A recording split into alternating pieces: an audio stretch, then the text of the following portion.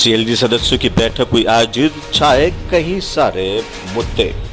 भवानी मंडी थाने में सीएलजी सदस्यों की बैठक आयोजित हुई, जहां पर झालरापाटन व बारा में हुई हत्याओं को लेकर शहर में शांति व सौहार्द कायम करने को लेकर बात कही। जहां डीएसपी गोपीचंद मीणा ने कहा कि शहर में कोई संदिग्ध व्यक्ति दिखे, उसकी गतिविधियों पर नजर रख उसकी सूचना तत्काल पुलिस को दे और खुद भी जागरूक होवे। वहीं ऐसा न हो कि एक छोटी सी घटना बड़ा रूप ले ले। छोटी घटना पर ही अंकुश लगा दे तो वो बड़ी नहीं होगी। उसमें एक आम आदमी का भी सहयोग पुलिस को चाहिए। वहीं शहर में सीपीओ को लगाने पर चर्चा की गई, जिस पर व्यापारियों को महीना तय कर एक सीपीओ को राशि देने पर विचार करने की बात कही। वहीं आज कहीं बड़ी घटनाओं में शहर में लगे सीसीटीवी कैमरे वारदात को खोलने में अपनी महत्वपूर्ण भूमिका निभाते हैं। जल्दी शहर में लगाए गए कैमरों को सही करवाया जाएगा। वहीं प्रत्येक दुकानदार व घर मालिक भी अपने घर व दुकानों के आगे सीसीटीवी कैमरे लगाए, ताकि अपराधियों द्वारा की गई वारदात कैमरे में कैद हो सके। वहीं शहर में बढ़ रही यातायात व्यवस्था को लेकर कहा है कि आने वाली गाड़ियों को दुकान के आगे खड़ी नहीं होने दे, ताकि जाम की स्थिति न बन सके। वहीं अभी कोरोना खत्म नहीं हुआ है, इसकी तीसरी लहर कितनी घातक होगी उसके बारे में किसी को पता नहीं। इस महामारी से बचने के लिए मास्क का उपयोग निरंतर करते रहें। वहीं कृषि मंडी में कोरोना काल के बाद अब शुरू हो गई है, जहां जिंसों की आवक को देखते हुए व्यापारियों किसानों को देने के लिए मोटी रकम लेके मंडी आते हैं, जहां उनकी सुरक्षा के लिए मंडी परिसर में पुलिस गश्त को बढ़ाने की मांग की, क्योंकि कई बार व्यापारियों के साथ लूट की घटनाएं घटित हो चुकी है। भवानी मंडी से राहुल रावल की रिपोर्ट।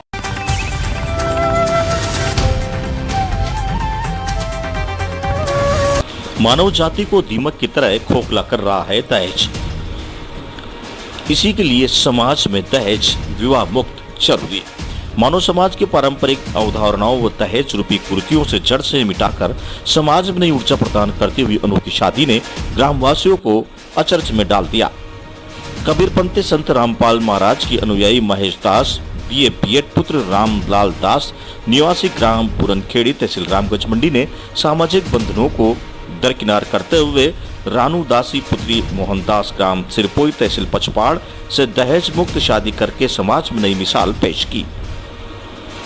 इस दौरान मीडिया सेवादार महेश दास मेघवाल ने बताया कि इस सराहनीय कार्य को साकार होने से संत रामपाल महाराज द्वारा लिखित पुस्तक जीने की राह का महत्वपूर्ण योगदान है, जिसमें दहेज रूपी बुराई का अंत सहज रूप में इस प्रकार सादगी से की गई शादी से हो रहा है। मात्र 17 मिनट में संत गरीबदास की महाराज की अमृतवाणी से हुए इस अनोखे विवाह में किसी भी प्रकार का कोई दहेज न तो लिया गया और न ही दिया गया। न घोड़ी, न डीजे, न बैंड, न बाजा और न ही हल्दी न मेहंदी की रस्म की गई। समारोह में आए लोगों को मात्र चाय और बिस्किट का नाश्ता दिया गया। आयोजकों ने बताया कि आज समाज में फैले दहेज रूपी दानों को इसी तरह दहेज मुक्त विवाह करके प्राप्त किया जा सकता है। दोनों नवयुगल व वर वधू ने कहा है कि हम संत रामपाल जी महाराज की शिक्षा पर चलकर समाज को अच्छा संदेश देना चाहते हैं, जिससे समाज की युवा पीढ़ी जागरूक हो और फिजूल खर्च से बचने पर पैसे की कीमती को समझा जा सके। अभी कोविड-19 का भयावह दौर चल रहा है तथा यहाँ पैसा किसी जरूरतमंद के काम आ सके। समारोह में सरकारी गाइडलाइन की पालना करते हुए महज 20 से 25 लोग ही शामिल रहे। रामगंज मंडी से शाकिर खान की रिपोर्ट। साहब जी, मेरा नाम रानू दासी है और मुझे यह प्रेरणा सदगुरु संत रामपाल जी महाराज की बुक पढ़ने से मुझे ज्ञान हुआ, जिसके बाद में पता चला कि भाई की जो शादी करते हैं अपन, शादी में आडंबर करते हैं, अगर वो ही अपन पढ़ाई में या किसी चीज़ में लगाया खर्च होता है कि मतलब उन पैसों का अपन को सदुपयोग करना चाहिए, दुरुपयोग नहीं करना चाहिए। दहेज दे के भी बेटी को बेटी ससुराल में कुछ नहीं रह पाती है। तो आप सब लोगों से मेरी हाथ जोड़ के प्रार्थना है कि ऐसी शादी सभी करें बिना दहेज मुक्त। कोई से मैं गाँव पूरनखेड़ी का रहने वाला हूँ और मुझे इस रामायणी की प्रेरणा हमारे गुरुजी तत्वदर्शी संत रामपाल जी महाराज के माध्यम से मिली है। उनका ये है कि इस संसार को पूरा डवरी ये बनाना है, मतलब बिना दहेज की शादी करना है। जैसे लाखों लोग इतने खर्च करने के बावजूद भी उनकी बेटियां सुख नहीं प्राप्त कर सकती है, और हमारे गुरुजी के द्वारा एक रामायणी का आयोजन किया जाता है जिसमें फ्री दहेज से शादी की जाती है। ओनली 17 मिनट की रामायणी के अंदर ही पूरी शादी हो जाती है। न तो इसमें कोई बैंड होता है, न बाजा, न कोई दहेज, न लेना। इस तरह से सिंपल के तरह से हमारी एक रामायणी होती है, जिसे हम शादी को रामायणी के नाम से जाना जाता है।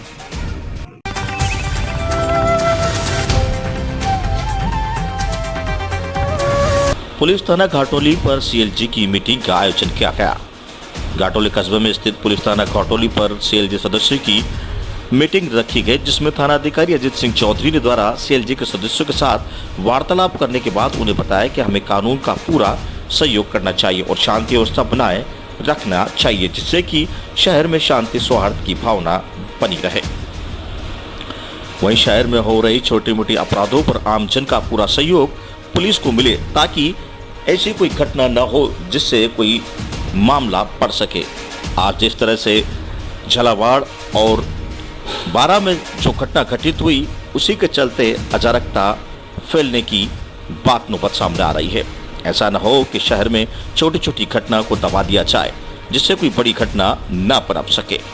इस दौरान घाटोली के सीएलजी सदस्य मौके पर मौजूद रहे। घाटोली अकलेरा से रमेश शर्मा की रिपोर्ट।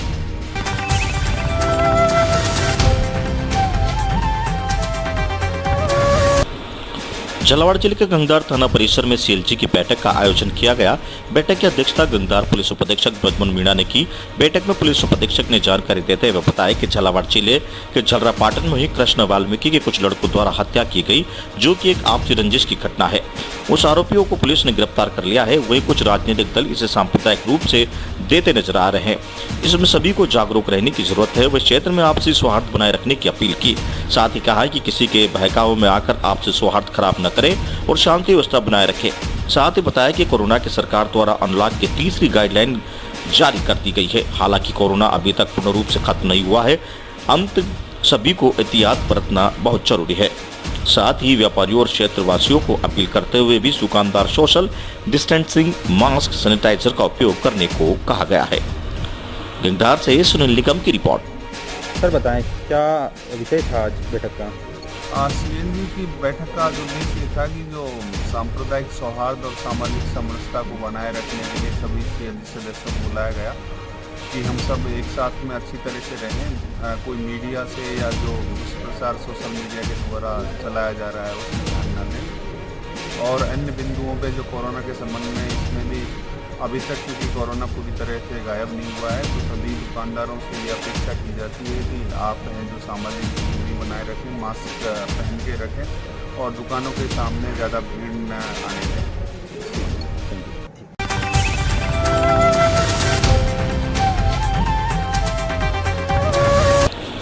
आकाशीय बिजली ने मचाया तांडव, 4 लोगों की मौत के साथ कई लोग झुलसे। कनवास उपखंड में आकाशीय बिजली ने अपना कहर बरसाया है। इसके चलते ग्राम दाता में आकाशीय बिजली गिरने से 4 लोगों की मौत हो गई। वहीं 11 बकरियों अकाल का कास बन गई। वहीं ग्राम पंचायत दाता के 5 घायल होने की सूचना मिली है, जिसमें फूलीबाई पत्नी गोपी 65, राकेश पुत्र मोहनलाल 12, राहुल पुत्र नीनाराम 14, विक्रम पुत्र विजय सिंह 14, विशाल पुत्र आदेशव 12 घायल हो गए। वहीं खजूरना के ग्राम किशोरपुरा के रामलाल पुत्र बजरंगलाल मेघवाल 50 और रौनक पुत्र प्रेम 8 भी घायल हो गए।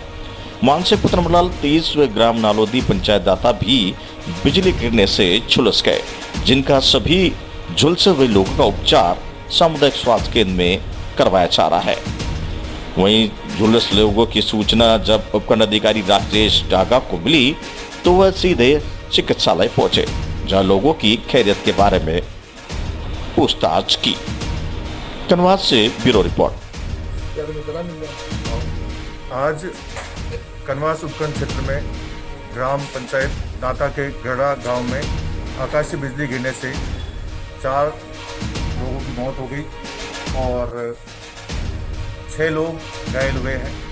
साथ ही 11 बकरियां और 1 गाय भी मर चुकी है। इसके अलावा कनवास के खजूरा ग्राम पंचायत के किशोरपुरा ग्राम में 2 लोग घायल हुए हैं, वो भी आकाशीय बिजली गिरने से घायल हुए हैं।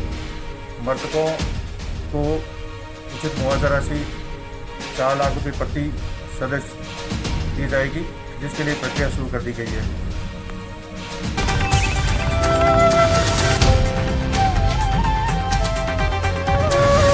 कोटा शहर सहित हाड़ौती में तेज हवाओं के साथ बारिश का दौर जारी। कोटा शहर में मौसम बहुत सुहाना शहर सहित हाड़ौती में बारिश का दौर कभी तेज तो कभी धीमी बरसात का दौर चलता रहा। बारिश होने से कोटा शहर व जिले भर के लोगों ने बारिश का आनंद लिया। बारिश के मौसम का मिजाज ठंडा हुआ। बारिश ने सड़कों पर नालियों का पानी आने से लोगों को परेशानियों का सामना भी करना पड़ा। मानसून के आने पर मौसम हुआ सुहाना और बारिश के साथ चल रही हवाओं से बड़ी ठंडक। शहर में सुबह से उमस के कारण लोग हो रहे थे परेशान। दिल ढलने के साथ ही आसमान में काले बादल छाए और बादलों की तेज गड़गड़ाहट के साथ बारिश का दौर जारी रहा। वहीं बारिश के कारण सड़कों पर पानी भरने का वाहन चालकों को काफी परेशानियों का सामना करना पड़ा। कोटा शहर सहित हाड़ौती अंचल में अलग अलग जिलों में बारिश का दौर जारी है। कोटा से दुष्यंत सिंह गहलोत की रिपोर्ट।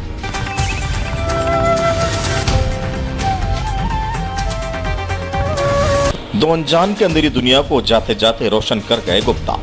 कोटा में कोरोना के प्रोटोकॉल के साथ अब लगभग सब कुछ खुल गया है। सामाजिक सरोकार इस दिशा में पुनः प्रारंभ हो चुके हैं। कोरोना के कारण रुके नेत्रदान के कार्य भी अब प्रारंभ हो चुके हैं। आमजन के मन में सामाजिक कुरीतियां व व्याप्त भ्रांतियों को दरकिनार कर नेत्रदान के प्रति भरोसा बढ़ रहा है। लंबे अरसे से रुके नेत्रदान का कार्य फिर आरंभ हो चुका है। शनिवार को Lions club Kota K techno IT bank व शाइन इंडिया फाउंडेशन के सहयोग से एक नेत्रदान हुआ। Lions club Kota K techno के डायरेक्टर व टीम जीवनदाता के सहयोग से भुवनेश गुप्ता के अनुसार शनिवार को कोरवाल समाज कोटा के पूर्व अध्यक्ष श्रीनाथ गुप्ता का फोन आया, जिसमें उन्होंने अपने भाई रंगबाड़ी निवासी महेंद्र गुप्ता 55 के निधन की सूचना दी।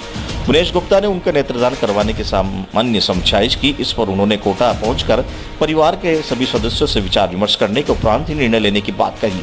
महेंद्र गुप्ता का शनिवार को जयपुर में उपचार के दौरान मृत्यु हो गई थी। उन्हें देर रात एम्बुलेंस से कोटा लाया गया। 7 भाइयों में से एक महेंद्र अपने पीछे 11 वर्षीय पुत्र और 5 वर्षीय पुत्री को छोड़कर चले गए हैं। जयपुर से कोटा तक के एम्बुलेंस के सफर में गुप्ता ने उनके परिजनों से संपर्क बनाए रखा। देर रात कोटा पहुंचते ही श्रीनाथ ने गुप्ता का नेत्रदान करने की स्वीकृति के अवगत करवाया। इसी दौरान गुप्ता ने शाइन इंडिया फाउंडेशन के सदस्यों से तुरंत संपर्क किया तो आई बैंक सोसाइटी के तकनीशियन टिंकू ओझा उनके घर पहुंचे। नेत्रदान प्रक्रिया के दौरान ही देर रात अचानक लाइट चली गई। बिना विचलित हुए गुप्ता व टीम सदस्यों ने मोबाइल की टार्च सहयोग से नेत्रदान की प्रक्रिया संपन्न की। वो नेत्र संकलित किए 1 घंटे बाद आई लाइट में पहले ही टीम ने नेत्र रवाना कर दिए थे। जीते जी समाज के लिए कुछ करने का मजदा था। मरणोपरांत भी नेत्रदान कर गए। नेत्रदानी महेंद्र के भाई धीरेन्द्र पोरवाल ने बताया कि महेंद्र का पत्थर सा व खान का खदान का कार्य था। शुरू से ही वे पूजा पाठ करना व सामाजिक प्रवृत्ति के इंसान थे। हमेशा पर पीड़ा के को समझ अनजान लोगों की मदद करना व असहाय निर्धन की सेवा करना उनके स्वभाव में था। उन्होंने कहा है कि भाई की असमय मौत से परिवार का हौसला टूट गया, किंतु उनके स्वभाव के अनुरूप जाते जाते नेत्रदान कर दूसरे के जीवन को रोशन कर गए। कोटा से स्पेशल रिपोर्ट।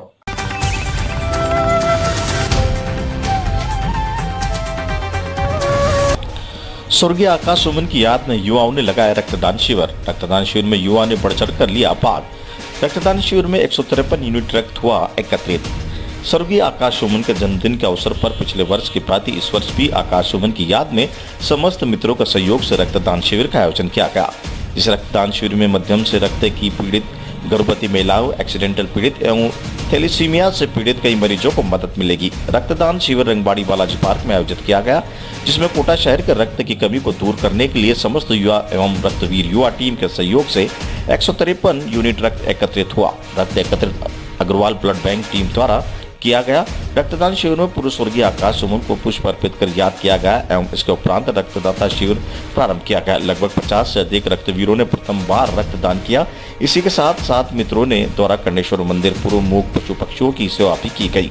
रक्तदान शिविर में मुख्य रूप से रक्तवीर युवा टीम संस्थापक अध्यक्ष अंकित प्रजापति, दीपक सुमन, सौरभ प्रजापति, दीपक राणा, RDX हनु कमल, सुमन कमूल, लव कुश, मीना, भूपेंद्र मीणा, कौशल सोनाडा, नवदीप, महाराज गौरव, कपिल विजय, हर्षोली, विनोद, सुमन कोविंद, मेघवाल, दुष्यंत पवन मीणा, श्याम धाकड़, रोहित राठौड़, संदीप वैष्णव, गौरव शर्मा, जितेंद्र सुमन, लोकेश जैन इत्यादि लोग उपस्थित थे। कोटा से दुष्यंत सिंह गहलोत की रिपोर्ट। कल बिजली अचानक चली गई थी। उसके बाद में विद्युत विभाग के कर्मचारियों ने यहाँ पर आकर देखा तो ट्रांसफार्मर में कुछ गड़बड़ी थी, तो उन्होंने ट्रांसफार्मर चेंज कर दिया। जिसके बाद में दूसरा ट्रांसफार्मर लगाने के बाद में नए ट्रांसफार्मर में कुछ तकनीकी खराबी होने के कारण उसमें कम ज़्यादा वोल्टेज आते रहे। उसके वजह से जो हमारे घर में बिजली के उपकरण थे उनमें 2 कूलर और 1 LED जलकर ख़राब हो गए। तो मेरा सरकार एवं विद्युत विभाग से निवेदन है कि मैं एक निम्न वर्ग से आता हूं और मुझे उचित मुआवजा दिलाने की कृपा करें। यही मेरा विभाग और सरकार से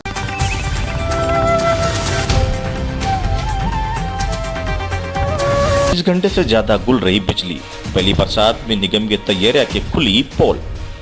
दही कस्बे में पहली बरसात के बाद ही विद्युत निगम की तैयारियों की पोल खुल गई, जब विद्युत ट्रांसफार्मरों में खराबी आने व फॉल्ट के कारण कस्बे की गढ़ की टैंक पर कस्तूरबा गांधी बालिका आवासीय विद्यालय के पास दोनों क्षेत्रों में करीब 20 घंटे तक उपभोक्ता बिना बिजली के रहे। यहां पर शनिवार बरसात के बाद शाम करीब 5 बजे से ही बिजली चली गई। इसके बाद विद्यालय के पास विद्युत निगम में ट्रांसफार्मर बदला दिया, परंतु वो लो वोल्टेज के साथ कई उपभोक्ताओं के घरों में बिजली नहीं आने से बिना बिजली की रात निकालनी पड़ी। गढ़ की टैंक के पास रात भर बिजली बंद रहने से उपभोक्ताओं को गर्मी व उमस का सामना करना पड़ा। छतों पर मच्छरों के काटने से रात में सोना भी दुश्वार रहा। लोग रात को सो नहीं पाए। रविवार सुबह कनिष्ठ अभियंता दीपक गुजर व निगम कर्मचारी पहुंचे। ट्रांसफार्मरों को ठीक कर दोपहर करीब 1:30 बजे विद्युत आपूर्ति सुचारू रूप से चालू की गई। बिजली बंद रहने के क्षेत्र में होने वाली जलापूर्ति व्यवस्था नहीं होने से, नलकूप नहीं चलने से लोगों को पेयजल समस्या का भी सामना करना पड़ा।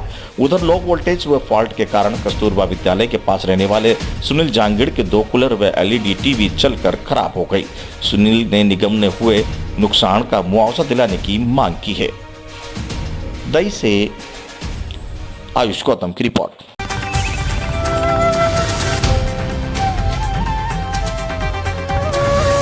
पूर्व में चोमू शहर में दिन दहाड़े ज्वेलरी शॉप पर हुई डकैती के मामले में एक मुख्य अभियुक्त को गिरफ्तार किया। डकैती के मुख्य सरगना सहित 4 मुलजिमों को पूर्व में किया जा चुका है गिरफ्तार। पुलिस थाना चोमू जिला जयपुर पश्चिम की बड़ी कार्रवाई। पुलिस उपायुक्त जयपुर पश्चिम में प्रदीप मोहन शर्मा ने बताया है कि 11 अप्रैल को परिवादी अर्जुन सोनी पुत्र महेंद्र कुमार सोनी निवासी शिव मंदिर के पीछे इंदिरा कॉलोनी प्लॉट नंबर 39 संतोष विहार वार्ड नंबर 16 कस्बा चोमू थाना चोमू जिला जयपुर हाल दुकान स्वयं की MK सैनी बापू बाजार कसैयों की मोरी कस्बा चोमू में उपस्थित होकर एक रिपोर्ट थाने में इस अंशय की पेश की थी कि ज्वेलरी की शॉप पर एक सेंस बापू बाजार कसैयों की मोरी पर है, जिस पर हम 2 भाई दीपक सोनी और अर्जुन सोनी बैठते थे। 11 अप्रैल को बड़े भाई दीपक सोनी के काम से जयपुर गए हुए थे एवं मेरा भतीजा काव्यपुत्र देवेंद्र सोनी मेरे साथ बैठा था। रविवार दोपहर 2:42 पर 5 नकाबपोशधारी 2 अलग अलग मोटरसाइकिल से आए और मेरे शोरूम में घुसे। उनके पास एक से पिस्टल भी थी, जिसने दिखाकर मुझे डराने लगे तथा टेप से मेरा हाथ एवं मुंह बांध दिया तथा मेरे भतीजे को मारा पीटा। वहीं रोने लगे। इसी के बाद 2 उनके से सेफ की तरफ गए। वहां रखा हुआ नकदी 12,22,500 रुपए, जिसमें 2,000 के 3,34,000 एवं 8,88,500 के नोट थे तथा उसमें रखा शुद्ध सोना 24 कैरेट व्यापारियों के लिए हुआ था तथा पुराने ग्राहकों के लिए सोने को मराठा के साफ करवाकर सेफ में रखा गया था। लगभग 500 ग्राम या 520 ग्राम के लगभग रखा हुआ था। इसमें से 2-4 ग्राम का फर्क हो सकता है। इसके अलावा पुराना सोना ग्राहकों का, जिसके बदले हम उनको जेवर देते थे, रखा हुआ था। ग्राहक लेट पेमेंट देने के ब्याज सहित देकर उन्हें जो ले जाते थे। इस तरह का ग्राहकों का सोना मैं पर्ची के रखा हुआ था। 480 ग्राम 525 के बीच इन पर्ची में लिखा हुआ था। इसके अलावा 50 ग्राम कच्चा टच सोना व हमारा बनाया हुआ ज्वेलर 22 सीसी हॉलमार्क 500 ग्राम केवल काउंटर व सेफ में रखा हुआ था तथा चांदी जेवर 1.5 1.5 किलो थी। वहीं व्यक्तियों ने मुंह डराकर मेरी दुकान की ज्वेलरी और नकदी लूट कर ले गए तथा बाहर से फायर कर भाग गए। वहीं दिन दहाड़े ज्वेलरी शॉप पर हुई उक्त घटना से गंभीरता से लेते हुए घटना के तुरंत बाद अपराधियों की तलाश शुरू हुई तो पुलिस आयुक्त मुख्यालय जयपुर द्वारा विशेष टीमों को मौके पर भेजकर वारदात को गंभीरता से लिया। वहीं श्री दिंगड़ आनंद DSP क्राइम एवं सुलेंद्र चौधरी DSP क्राइम राजन सिंह निर्वाण SP चोमू के विशेष निर्देशानुसार जाकर अज्ञात मुलजिमान की परात्रसी वारदात को खुलाने के लिए दिहाद की गई। इस पर CST DST पश्चिम एवं हेमराज सिंह थाना अधिकारी थाना चोमू के नेतृत्व में हेड कांस्टेबल पूर्ण राम सिंह डियाली आदि द्वारा जयपुर पश्चिम थाना चोमू की टीम थाना अधिकारी हेमराज सिंह के नेतृत्व में गिरफ्तार माल मुलजिम की फरास्ती के प्रयास कर डकैती की वारदात करने वाले 4 मुलजिमान मुख्य सरगना सुमेंद्र सिंह, शासन पांडे, महेश कुमार व सुनार ललित सोनी को पूर्ण रूप में गिरफ्तार किया था। 10 जुलाई 2021 को हेमराज सिंह पुलिस की निरीक्षण मई टीम द्वारा डकैती की घटना को अंजाम देने वाले मुलजिम योगेंद्र सिंह मुंड उर्फ मुंडिया को भी दस्तयाब करने में सफलता प्राप्त की थी। योगेंद्र सिंह मुंड की पूर्व में रणजीत सिंह जाट उम्र 21 साल निवासी गांव बूढ़ाहोड़ा थाना लक्ष्मणगढ़ जिला सीकर को गिरफ्तार किया गया। पूछताछ के दौरान सामने आया कि मुलजिम योगेंद्र मुंडे ने अपने साथियों जीतू उर्फ जितेंद्र, सुमेर सिंह, शशांक पांडे, मनोज कुमार, भूपेंद्र कुमार, गोविंद मालिक के साथ जो जमत वारदात को अंजाम देने के लिए आया था। मुलजिम योगेंद्र सिंह मुंडू मुख्य अभियुक्त है, जिसमें अपने मुंडे साथियों के साथ सुनार की दुकान में दिन दहाड़े डकैती की योजना को अंजाम दिया था। विवाद वारदात को अंजाम देकर माल व बंटवारा होने के पश्चात अपने मोबाइल फोन को बंद कर फरारी काट रहा था। मुलजिम योगेंद्र सिंह मुंड उर्फ मुंडिया के मशरूम बरामदगी के प्रयास जारी है। अब तक की पूछताछ मुलजिम ने 3 से 4 मुकदमे मारपीट और हत्या के प्रति संबंधित दर्ज होना सामने आया है। चौमू से राजेश कुमार चांगड़ की रिपोर्ट।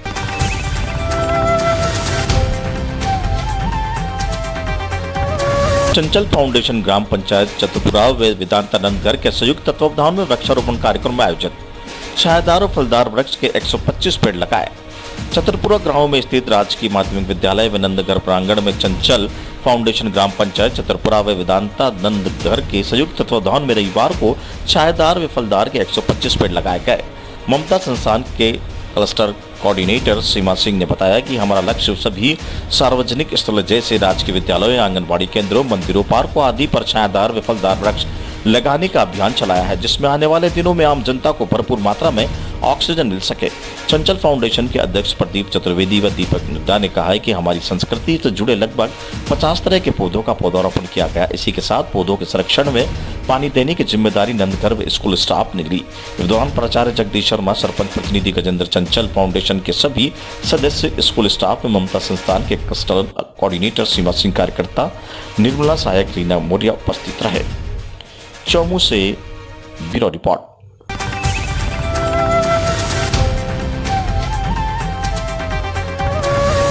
भाजपा कार्यकर्ताओं को 6 साल का संघर्ष रंग लाया, अब नहीं भरेगा गोविंद नगर अंडरपास में पानी। गोविंद नगर अंडरपास में पानी भरने की वर्षों पुरानी समस्या का स्थानीय समाधान होने जा रहा है।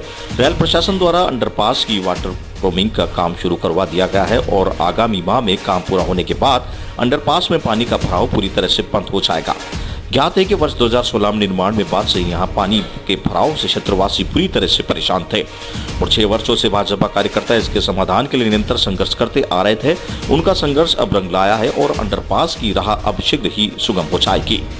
स्थानीय पार्षद गिरिराज महावरे वल्फका कमेटी के वाइस चेयरमैन इरशाद अली ने रविवार को भाजपा कार्यकर्ताओं के साथ निर्माण कार्य का जायजा लिया और कहा है कि 2016 के तत्कालीन विधायक भवान सिंह रजावत के प्रयासों से इस अंडरपास का निर्माण हुआ, लेकिन निरंतर पानी भरने के कारण स्थानीय निवासियों को इसका लाभ नहीं मिला।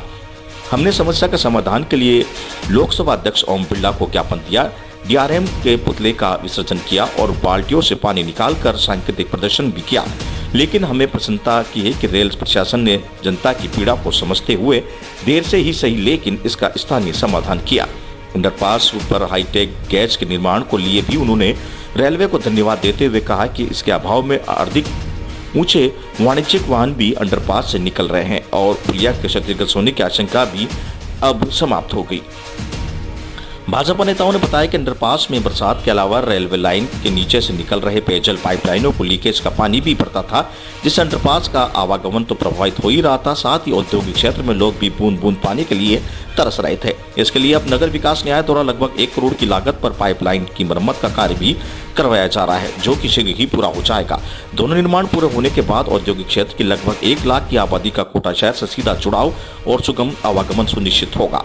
इसके पीछे वह इलाके में समृद्धि आएगी। इस अवसर पर मुजीब खान, मनोज सुमन, ललित महावर, योगेश सोलंकी, लक्ष्मीचंद महावर आदि प्रमुख रूप से उपस्थित रहे। कोटा से दुष्यंत सिंह गहलोत की रिपोर्ट।